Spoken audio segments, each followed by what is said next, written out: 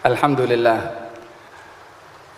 الذي أكرمنا وإياكم في هذا الاجتماع، ونسأل الله سبحانه وتعالى أن يتقبل منا الصيام والقيام والاجتماع، والصلاة والسلام على سيدنا محمد صلى الله عليه وعلى آله وسلم نبي الشفاعة وعلى آله وصحبه ومن سار على دربه إلى يوم الدين وبعد. Di antara nikmat yang diberikan oleh Allah Subhanahu wa taala kepada seseorang adalah nikmat peluang, nikmat masa. Dan masa ini atau waktu ini adalah satu hadiah yang paling besar diberikan oleh Allah Subhanahu wa taala kepada seseorang.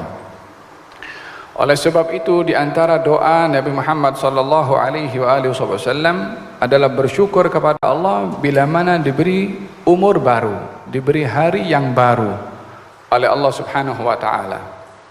Oleh sebab itu, pertama yang dilafazkan oleh beliau ketika bangkit daripada tidurnya adalah alhamdulillahilladzi ahyana ba'dama amatana wa ilaihin nusyur. Segala puji bagimu ya Allah yang memberikan kepada aku hidup.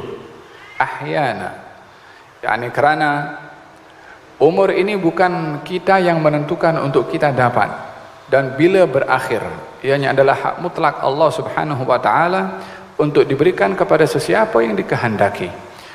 Berapa ramai daripada manusia yang menginginkan panjang umur atau menginginkan memerlukan umur, akan tetapi tidak mendapatkan umur tersebut. Sehingga diceritakan juga oleh Allah Subhanahu wa taala, walaupun di sini ala sabilidz dzam, dalam bentuk celaan kepada golongan orang-orang yang kafir yang juga minta kepada Allah panjang umur juga. Sehingga dalam Al-Quran Allah berfirman, wala tajiduhum ahrasan nasi ala hayatin, engkau akan dapati orang-orang Yahudi yang ahrasan nasi ala hayah, yakni menginginkan untuk punya hidup yang panjang, dan juga orang-orang musyrikin yawaddu ahaduhum law yu'ammaru alf sanah wa ma huwa bimuzahzihihi minal adzabi ay yu'ammar.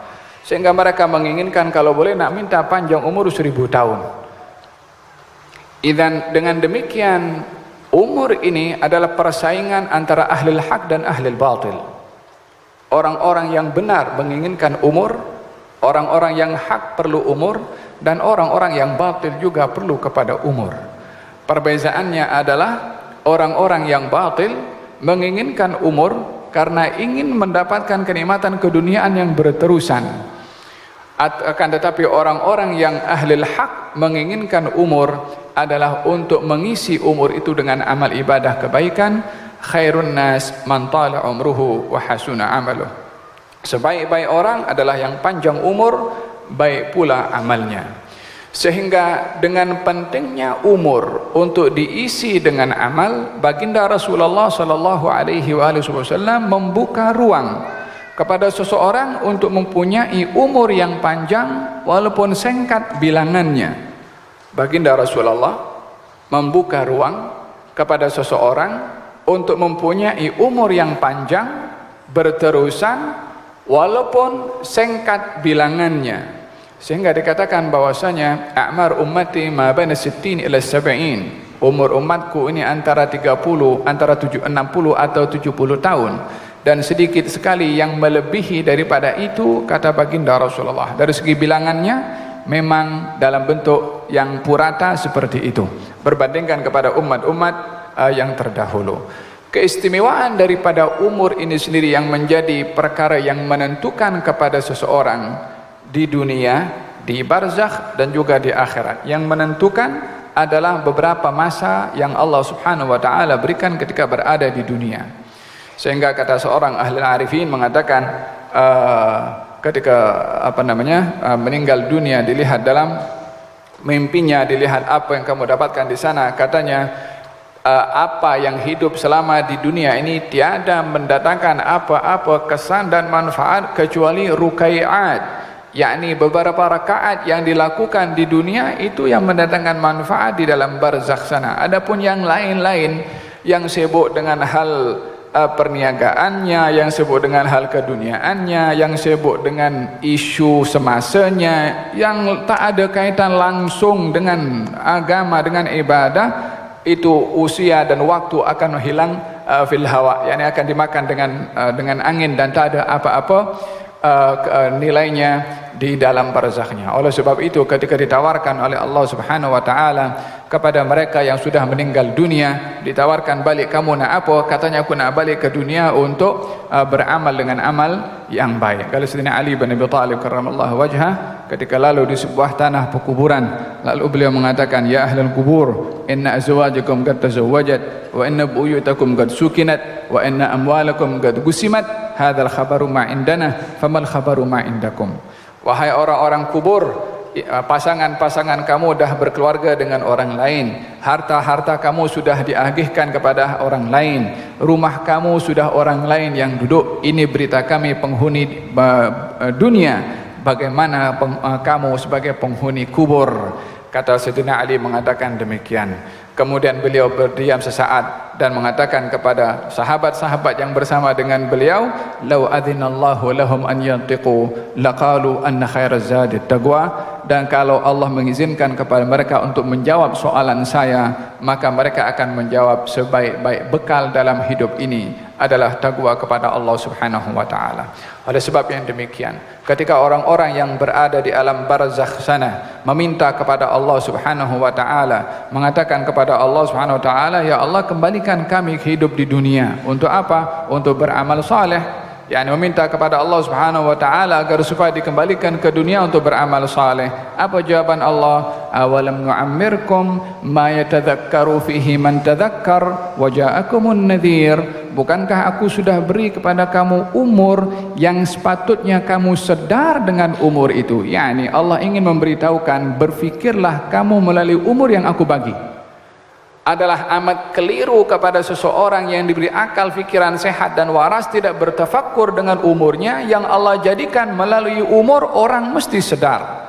Oleh sebab itu dijadikan hujjah oleh Allah, awalam nu'ammirkum, bukankah kami sudah beri kepada kamu umur, ma yatadhakkaru fihi man tadhakkar, yang sepatutnya dengan umur itu kamu sedar, tadhakkur, mesti sedar dengan umur yang diberikan oleh Allah Subhanahu wa taala. Wa ja'akumun nadhir, sudah pun lebih daripada umur diberikan, ditambahkan lagi peringatan demi peringatan diberikan oleh Allah Subhanahu wa taala. Peringatan itu baik berupa Rasul sudah menyampaikan, peringatan itu baik daripada para ulama yang menyampaikan, peringatan itu adalah proses penuaan yang menghampiri kepada ajal, itu pun juga bahagian daripada peringatan.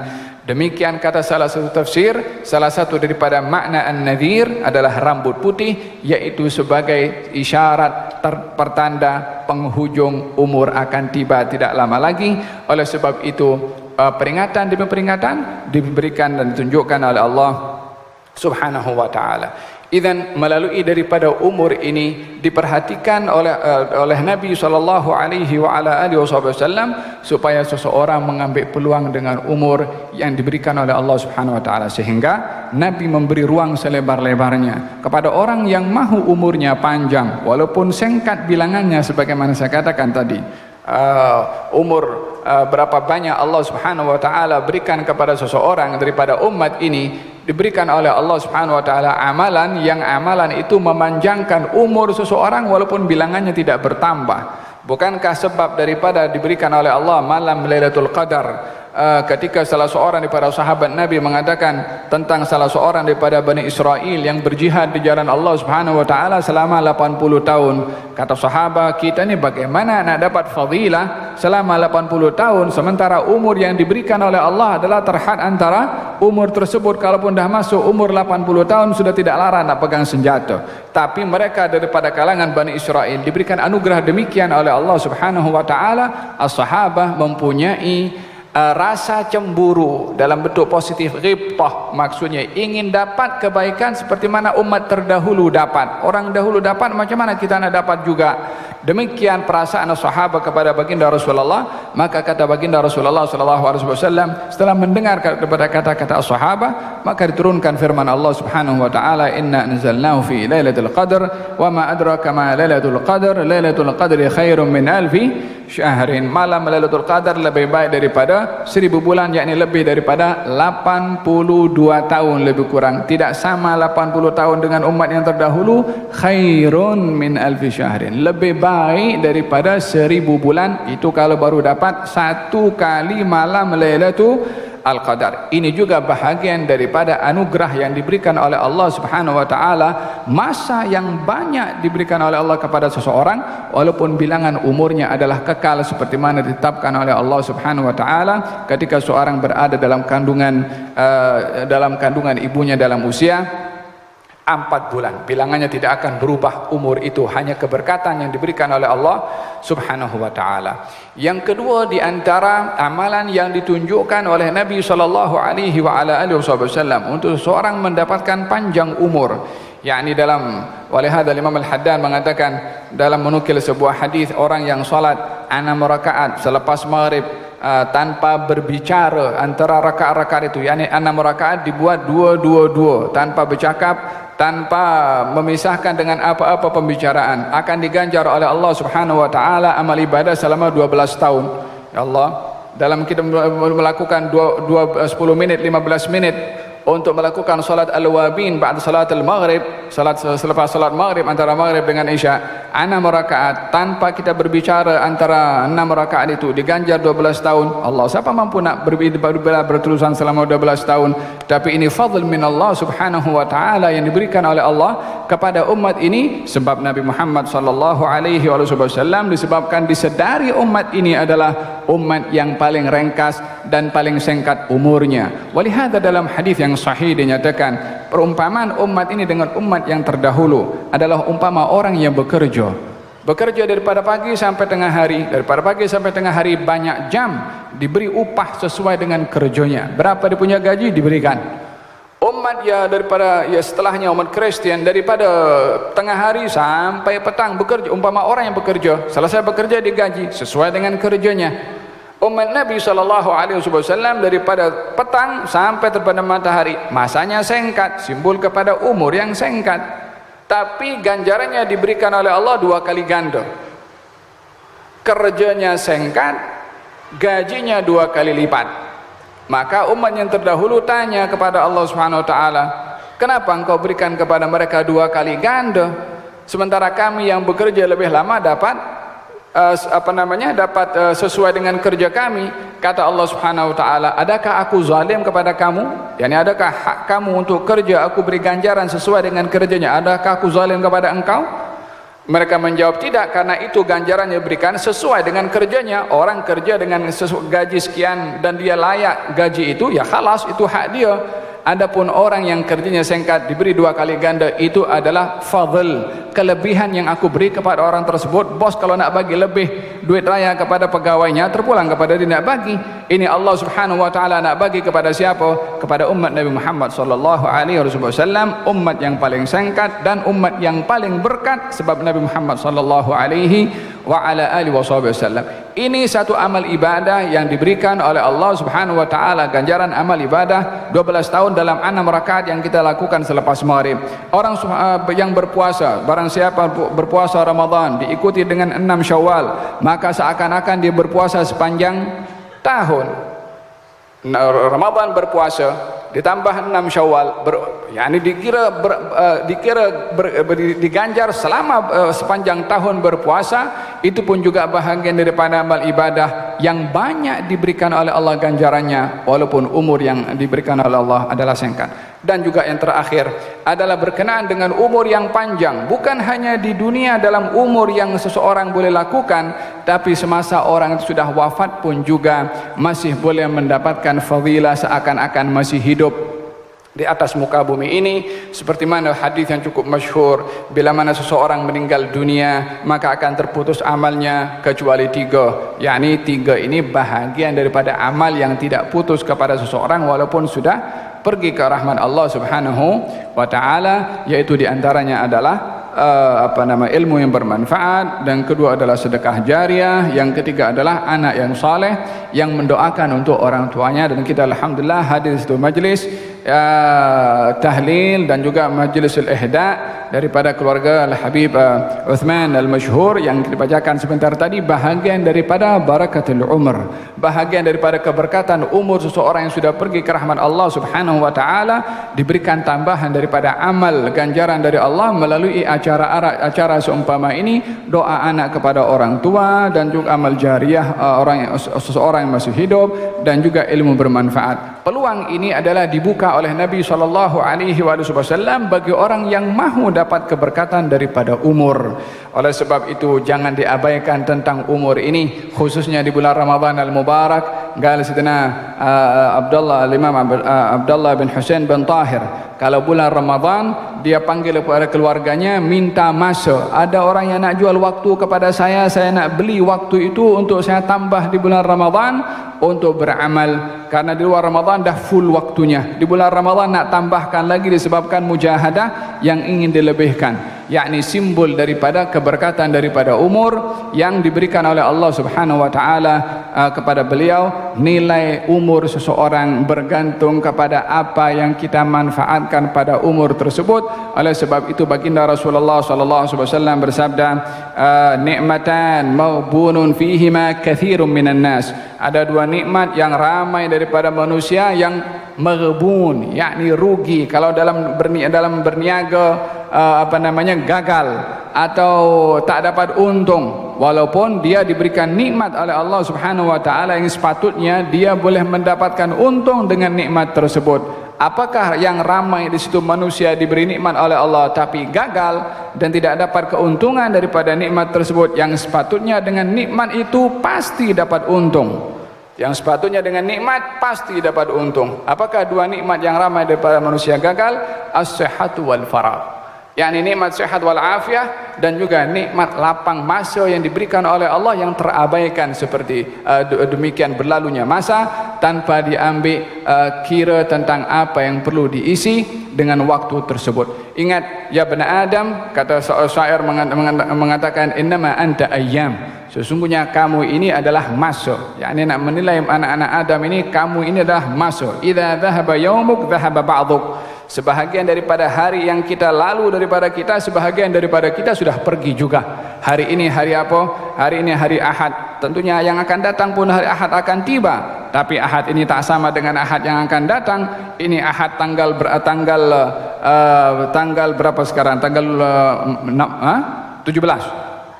20 Ahad akan datang, mungkin sudah 28. Dan dengan demikian namanya sama, akan tetapi harinya berbeza. Oleh sebab itu kata baginda Rasulullah sallallahu alaihi wasallam, man kana yaumuhu ka'amsihi fahuwa maghbun. Orang-orang yang dia harinya semalam sama dengan hari ini, dia adalah orang yang rugi. Kalau sama sudah dapat hari semalam, hari ini sepatutnya lebih baik daripada semalam. Tetapi orang yang hari semalam lebih baik daripada hari ini, fahuwa mal'un, maka dia orang yang terkena laknat karena tidak mengambil iktibar daripada semalam. Akan tetapi yang hari ini lebih baik daripada semalam, maka itu adalah orang yang berjaya dan beruntung. Wahakadha, perlunya seseorang untuk mengambil peluang, khususnya di bulan Ramadan yang diseru oleh penyuruh, ya baghiyal khairi aqbil wa ya baghiyal syarri aqsir.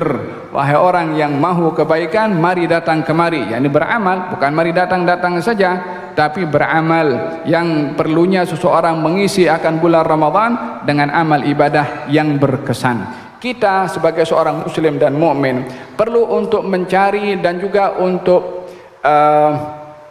mengangkat nilai kualiti ibadah yang kita lakukan. Apa saja ibadah yang kita lakukan perlu dicari kualiti ibadah. Tapi bukan hanya orang berfikir yang penting aku dah sembahyang, yang penting aku dah salat, yang penting aku dah puasa, yang penting aku dah haji, yang penting ni tinggalkan dulu. Tapi cari sejauh mana ibadah puasa yang aku lakukan berkesan kepada diri aku.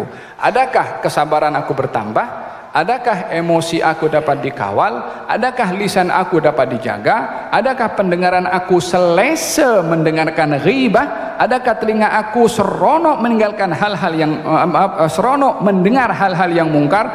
Kalau masih telinga ini seronok mendengarkan hal-hal yang mungkar, isu-isu semasa yang setiap kali kita dengar mengundang hal-hal yang mungkar, problem kita punya hati kalau seronok mendengarkan hal-hal yang mungkar. Problem kita punya hati kalau mata seronok melihat kepada hal-hal yang mungkar. Oleh sebab itu, carilah nilai ibadah itu sendiri kepada diri kita sendiri, agar supaya tertanam di dalam hati ini kecenderungan kepada kebaikan, tertanam dalam hati ini keengganan untuk melakukan perkara yang mungkar. Hakadha, seseorang akan mendapatkan keberkatan daripada ibadah bila mana mencari kesan kepada ibadah tersebut. Oleh sebab itu, berapa banyak daripada orang beribadah tidak mendapatkan apa-apa fadilah daripada ibadahnya kalau ibadah tersebut tidak membawa kesan kepada dirinya sendiri. Oleh sebab itu, kita mesti melihat kepada ibadah bukan hanya sekedar untuk mendapatkan pahala, akan tetapi melihat kepada ibadah sebagai satu tempat untuk kita terapi,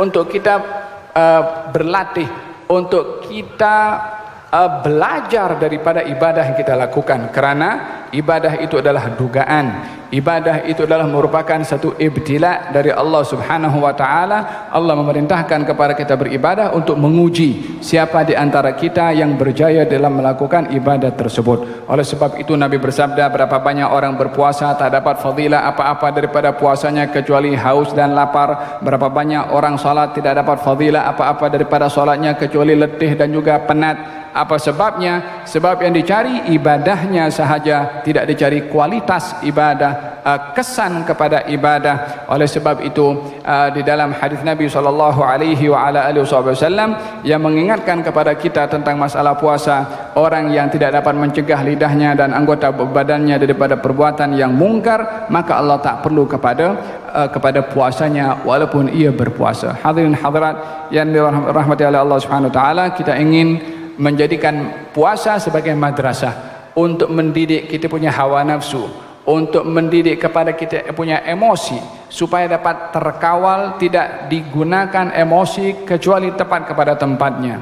Demikian juga kepada hawa nafsu kita, demikian juga kepada perbuatan anggota tubuh badan kita. Dengan demikian, dalam ibadah puasa yang dijadikan sebagai dugaan dari Allah, bila mana kita lalui bersama dengan insaf dan juga mencari kesannya, kita akan lulus atau pas daripada ibadah puasa ini dengan berjaya. Kita harapkan mudah-mudahan Allah Subhanahu wa taala menjadikan puasa kita puasa yang diterima oleh Allah Subhanahu wa taala, puasa yang berkualiti dan puasa yang memiliki kesan kepada hati dan juga jiwa serta akal fikiran kita, insya-Allah. Dan kita berdoa mudah-mudahan kita punya amal ibadah diterima oleh Allah, doa kita dimustajabkan oleh Allah Subhanahu wa taala.